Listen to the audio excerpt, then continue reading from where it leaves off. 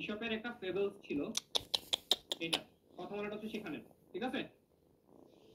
অনুবাদ গ্রন্থ দেখেন, এখানে আছে বেতাল পঞ্চবিংশতি, ভ্রান্তি বিলাস, শকুন্তলা, এগুলো হচ্ছে কোনটা কি পড়তে হবে দাগানো আছে, দেখবেন। ব্যাকরণ, সংস্কৃত ব্যাকরণের উপক্রমিকা, ব্যাকরণ কৌমুদী, এই দুইটা বই তিনি রচনা করেন। তার আত্মচরিত মনে রাখবেন, বাংলাদেশের বিদ্যাসাগর চরিত বা আত্মচরিত হচ্ছে ঈশ্বরচন্দ্র বিদ্যাসাগরের আত্মজীবনী, যেটা বাংলা সাহিত্যের প্রথম আত্মজীবনী। মনে রাখবেন, এটা খুব গুরুত্বপূর্ণ। বাংলা সাহিত্যের প্রথম আত্মজীবনী কে লিখেন? বাংলা সাহিত্যের প্রথম আত্মজীবনী লেখে হচ্ছে ঈশ্বরচন্দ্র বিদ্যাসাগর। যে বইটার নাম ছিল আত্মচরিত, একবার বিসিএস এর কোশ্চেন আসছিল, আত্মচরিত বইটা কার লেখা? ঈশ্বরচন্দ্র বিদ্যাসাগর। এটি ছিল বাংলা সাহিত্যের প্রথম আত্মজীবনী, প্রকাশকাল হচ্ছে 1891। বেতাল পঞ্চবিংশতি বলা হয়েছে, মৌলিক গ্রন্থ এটাও বলা হয়েছে।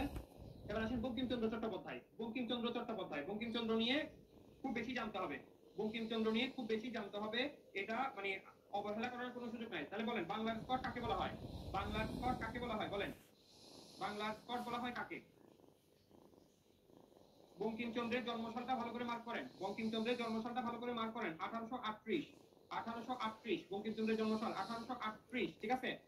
কোথায়? 24 পরগনা, 24 পরগনা কাঁঠালপাড়া গ্রামে, 24 পরগনার কাঁঠালপাড়া গ্রামে, ঠিক আছে। তার অনেকগুলো উপাধি আছে, অনেকগুলো উপাধি আছে, ঠিক আছে। বাংলা, তবে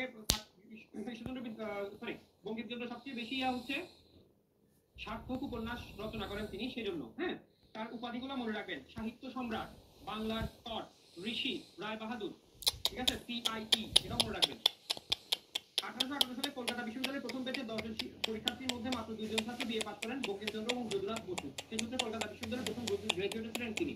বঙ্কিমচন্দ্র ছদ্মনাম কি দেখেন? বঙ্কিমচন্দ্র ছদ্মনাম হচ্ছে কমলাকান্ত। উপাধি দেখেন বাংলার স্কট, ঠিক আছে, বাংলার স্কট, ঠিক আছে। বাংলার স্কট ছাড়াও আরো কিছু আছে, আরো কিছু উপাধি আছে না। বাংলার স্কট ছাড়াও আরো কিছু উপাধি আছে। সাহিত্য সম্রাট, ঠিক আছে, ঋষি, মনে রাখবেন।